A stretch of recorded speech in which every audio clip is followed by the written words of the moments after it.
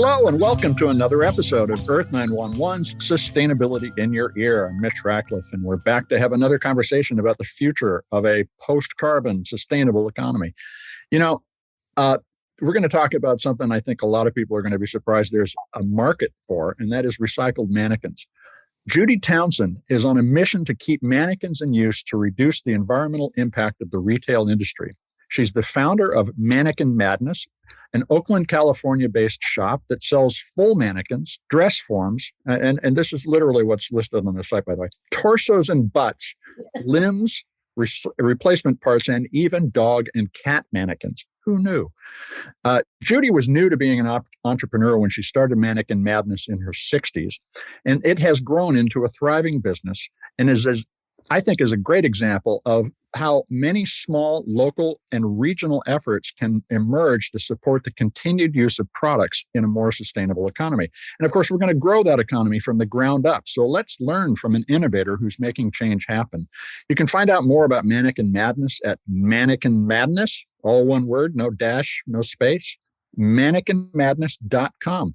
Welcome to the show, Judi. How are you today? Thank you for inviting me, Mitch. And I just want to say one thing. I started this in my late 40s. I am now 65, so I've been in the recycling world for almost 20 years. I'm sorry, I misread what I in doing the research, but congratulations on sticking with it. Now, you started this business when you decided to spend $2,500 to purchase 50 mannequins that you saw in an ad online. What made you think there was a viable business? What did you recognize about recycling and keeping mannequins in use that others missed?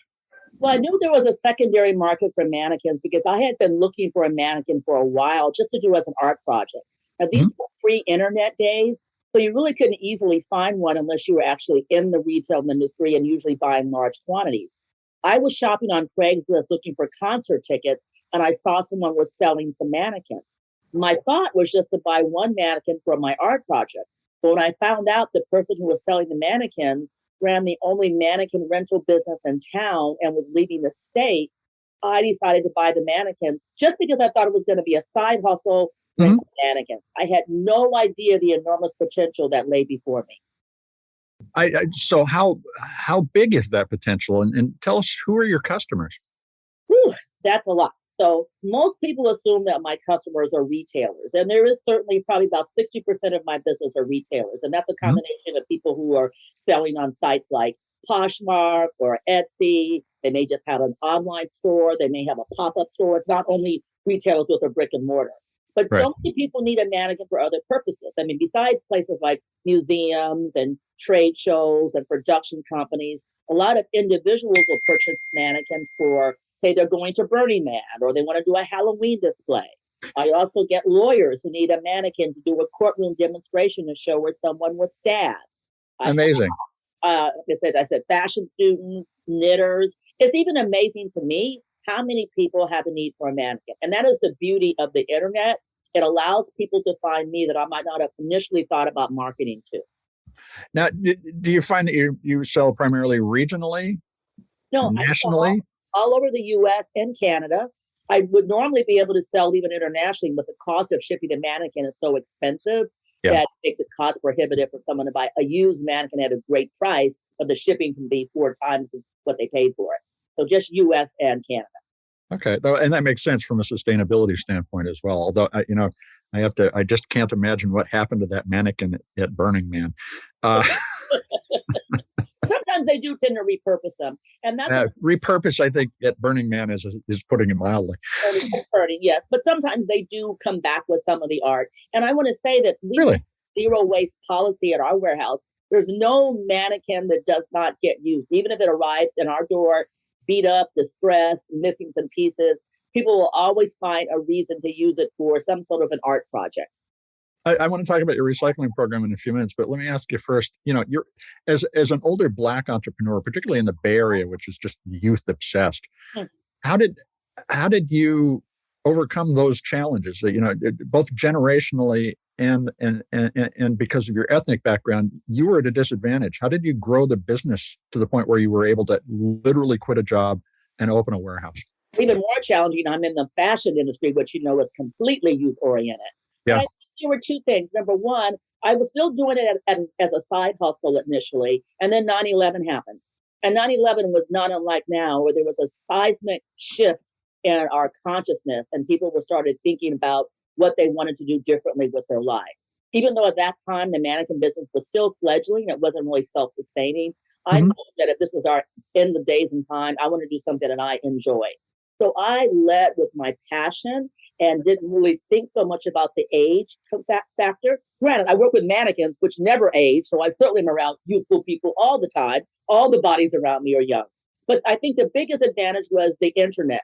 The rise of the internet happened shortly after I started the business. And it allowed me to be basically transparent online. No one knew that they were buying mannequins from a Black woman in Oakland who at the time was selling mannequins out of their backyard. Mhm. All they saw was they had a product that they liked. The same thing when I started working with retailers. I was saving them money by offering them to recycle their mannequins for free.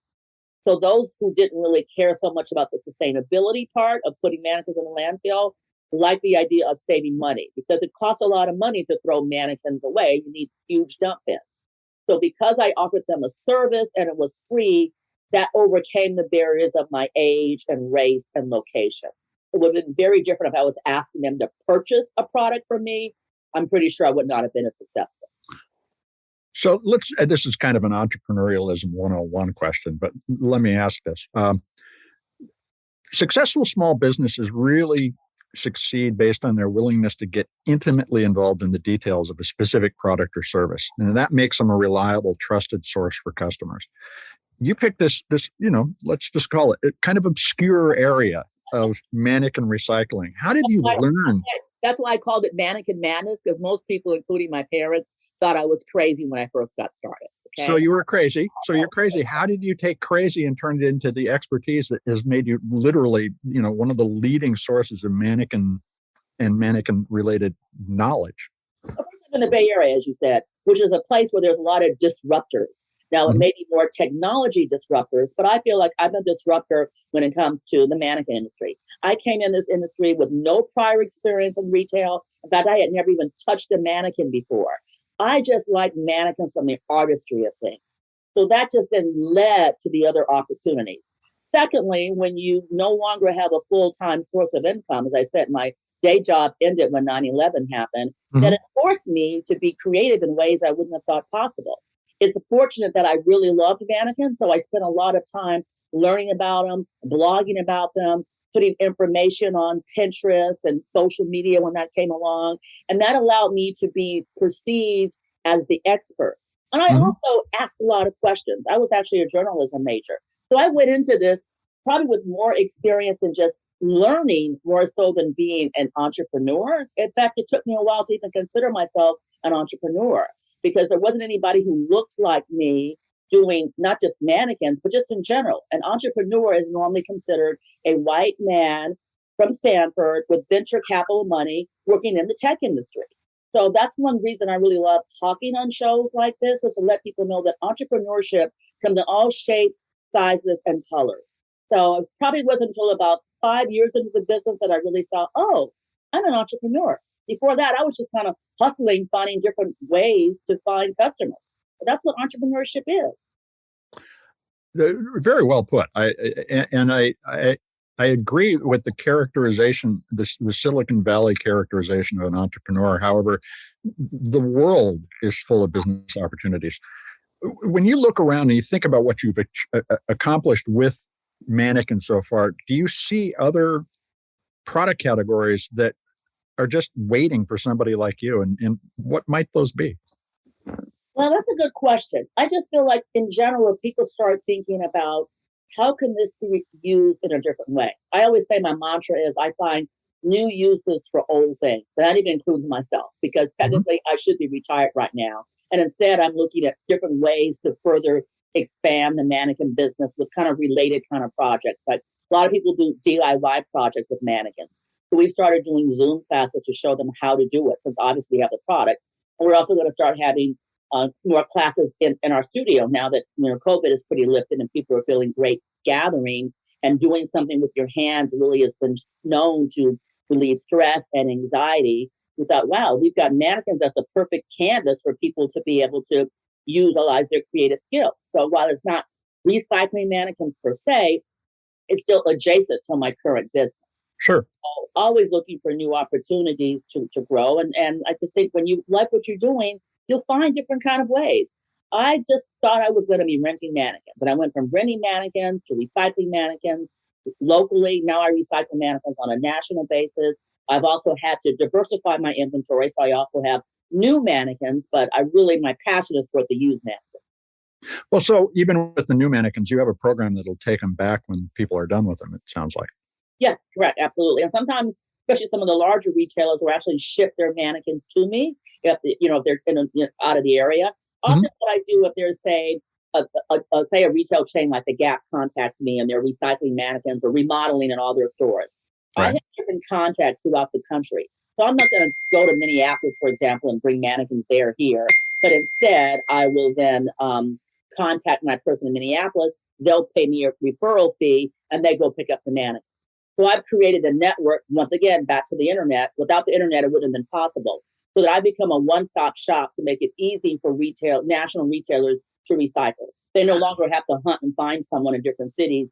They call me, I'll do the work for them. If I don't happen to have someone in that city, either we can come up with an agreement where I may pay to ship them to me, they may pay, we may split the cost. Every deal is a little bit different. That is fascinating. And so what you actually have is a network of hyper-local recycling options for mannequins, and that didn't exist before. Absolutely. Because no one really thought about it for starters, because once again, people, just like the movie Mannequin, people were just automatically throwing mannequins in the trash if they no longer had a use for them. Didn't matter if they were still in good condition. It was just like, oh, we've had that for a couple of years, time for a new style. So first of all, it was just changing the paradigm. And then I think coming in as I said, an outsider, I was about building partnerships. Technically, these other used mannequin vendors in other parts of the country are my direct competitors. But I'd rather keep the mannequin out of the landfill. And secondly, I'm not going to get a mannequin if it's located in Kansas City. I might as well let some local person get it. And often mannequins are purchased by local people anyway who don't want to pay the shipping. So I feel like it's kind of a win-win. I'm really big on that whole circular economy thing. So the fact that I'm keeping a mannequin out of the landfill, helping somebody in a local business get some inventory and then sell it to somebody local. I mean, that's just beautiful. And so you're talking about a form of sharing. Yeah. That doesn't exist in traditional business that only looks at the bottom line because they see any missed opportunity for revenue, even if it's revenue that would not be profitable, like shipping a mannequin from Kansas City to Oakland. You're thinking about it instead as enabling the reuse and counting that as a win. Absolutely, Mitch. Said it. Well said. I was just doing it. I didn't really consciously think about the whole strategy behind it. It's just more like my natural tendency to like, what can we do here? And I think if more people started looking at whatever product that they're working with in those manners, it would be different. So your site says that you recycle about 100,000 pounds of mannequin material in a year.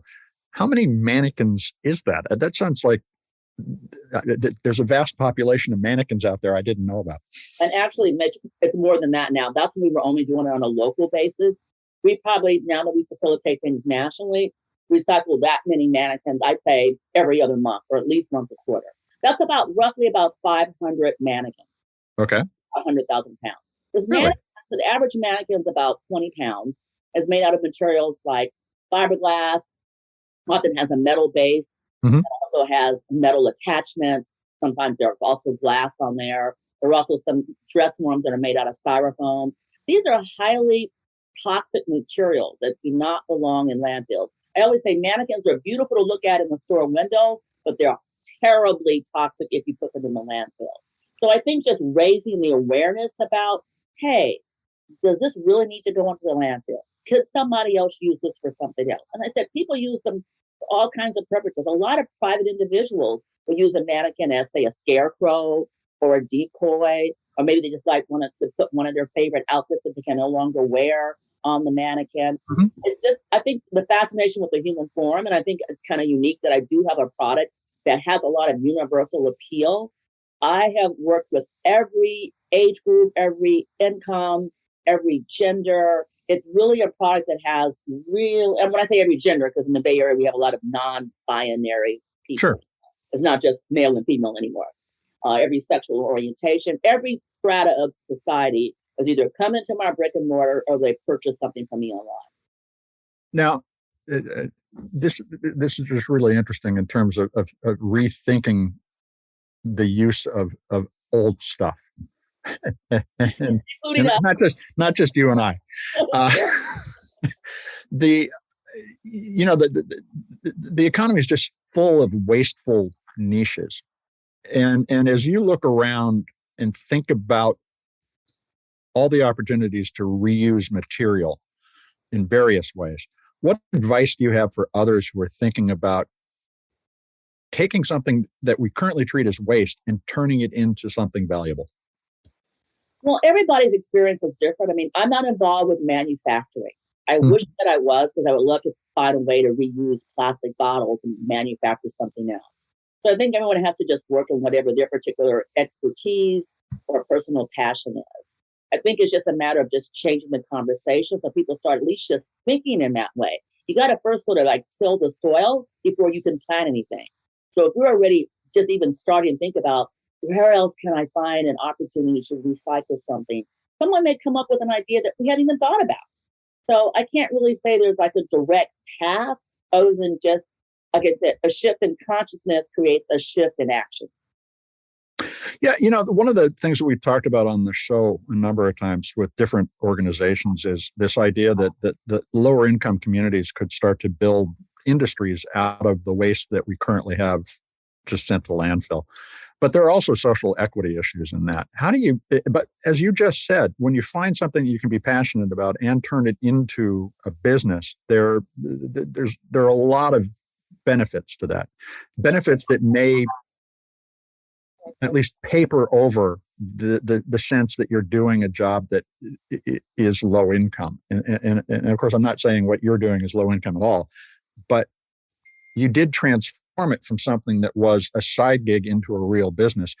How do you encourage people in a lower income community to get involved and create that value from recirculation of materials? Do you have any good advice for folks?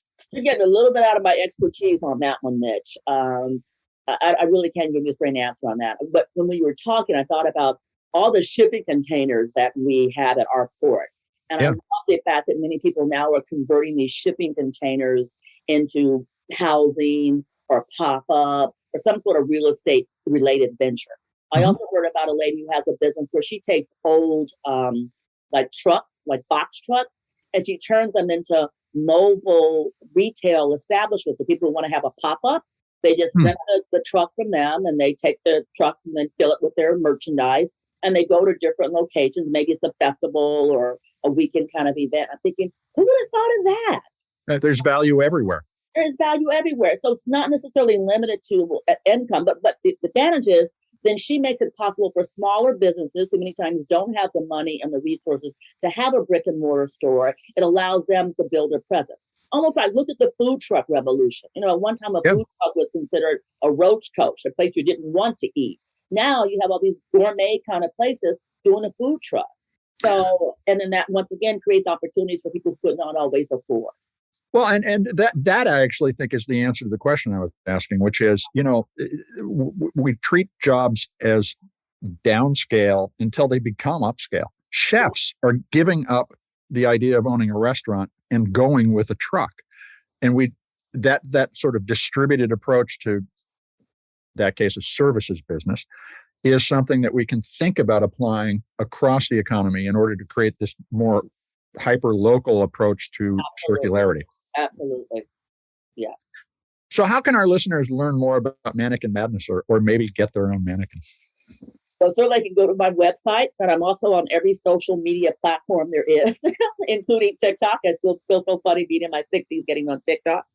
But you said something, Mitch, and I just want to say, I think we need all different people cooperating together. Mm-hmm. So many times I think we've been separated by, race and income and neighborhood. And to really help to make our planet more sustainable is going to require that we all kind of work together to find different uses. Absolutely. One of the reasons I'm so passionate about my mannequin recycling is because, unfortunately, many landfills are located in communities of color. Mm-hmm. And this is just one area where I can make a difference. Now, somebody else might have another product that they're passionate about. And they just like now we think about not using single-use bags, right? Most people are at least aware of the need to kind of have their own recycled bag that they carry with them to go shopping. That didn't exist, maybe 15 years ago? And I'm sure it's not maybe widely accepted every place, but at least people are aware of it. And it's like that kind of a shift where we just took it for granted that you would have a plastic bag that you threw away. Now, if we think about, well, what else can I do? And I think that's always the question, like, what else can I do? And it can be fun. I mean, so many times people think that recycling or being in the environmental industry, they kind of have a certain look or feeling of what someone must look like to do that. I'm having fun in the fashion industry. I'm on the outskirts, but it's like, who would have thought that I could be an environmentalist? It doesn't mean out there, being, this is nothing to say about Greenpeace or something like that, but I'm not a Birkenstock wearing, flag wearing environmentalist. I just find something that could have been reused and it wasn't, and I created a niche for it. And my website makes it possible for other people to participate. Well, Judi, it's an inspiration to talk with you and to hear about how you, as you just put it, you turned environmentalism into an everyday practice without having to make it about the environmentalism. It's about making a useful and sustainable life. Yeah, I didn't have to change who I was. I just changed some of my actions. That's a fantastic point, and I think a great place to end the conversation. I want to thank you very much for spending time with us today. Thank you for inviting me. We've been talking with Judi Townsend. She is the founder of Mannequin Madness in Oakland, California, and you can find out more about Mannequin Madness at mannequinmadness.com, all one word with no dash, no space. It's a real inspiration to listen to Judi talk about rethinking the usefulness of stuff. And, as I can recall, a world that was largely without plastic when I was young, 50, 60 years ago. Today, we have so much plastic that we need to stop using it. This is an example of how we can rethink everything and make it happen over the course of a few decades. If the plastic industry could take over, we can take back a lot of our lives from single-use plastic, and we can do it by thinking about the materials around us and how to reuse them more effectively. This is Earth911 Sustainability in Your Ear. And of course, we're going to be back with another innovator interview soon. In the meantime, would you take a few minutes and share this podcast with your friends, your family, anybody who's thinking about creating a circular economy business is going to learn something from Judi. And of course, we have more than 260 shows that you can share with your friends and family. Do so. Get these ideas out there so that we can make this a more sustainable world. We're going to be back soon. In the meantime, folks, take care of yourself, take care of one another, and let's all take care of this beautiful planet of ours. Have a green day.